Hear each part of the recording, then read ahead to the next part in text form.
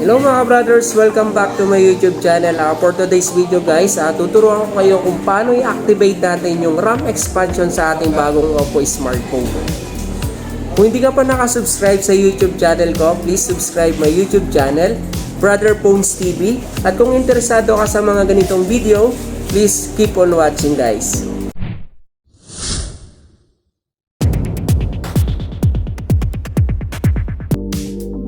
So mga brothers, ito yung pag-activate ng ating RAM expansion. Go to settings. Then punta tayo about device. Then click natin yung RAM.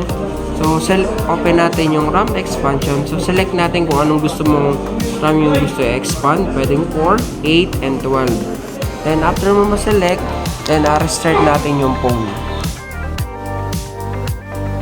Mga brother, check naman natin kung nag-activate ba yung ating RAM expansion. Ang gagawin lang natin guys, punta lang tayo sa settings, then type natin yung recent task manager.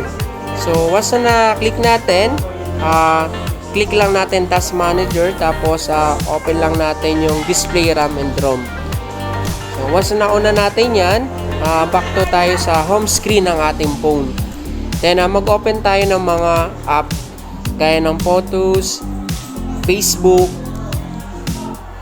video. So dito guys, makikita natin kung nag-activate siya. Makikita mo yan, may nakalagay sa baba 2.7 gig available plus 8 gig. So ito yung tinatawag natin na RAM.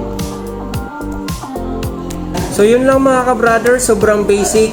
The good thing na once i-activate natin yung ating RAM expansion, nagiging fast and smooth yung performance ng ating phone. Then kahit marami tayong application na i-open ng sabay-sabay, so hindi siya naglalag or nagahang. So mga brother, kung nagustuhan nyo mga ganitong video, please like and comment. Thank you for watching and see you my next vlog.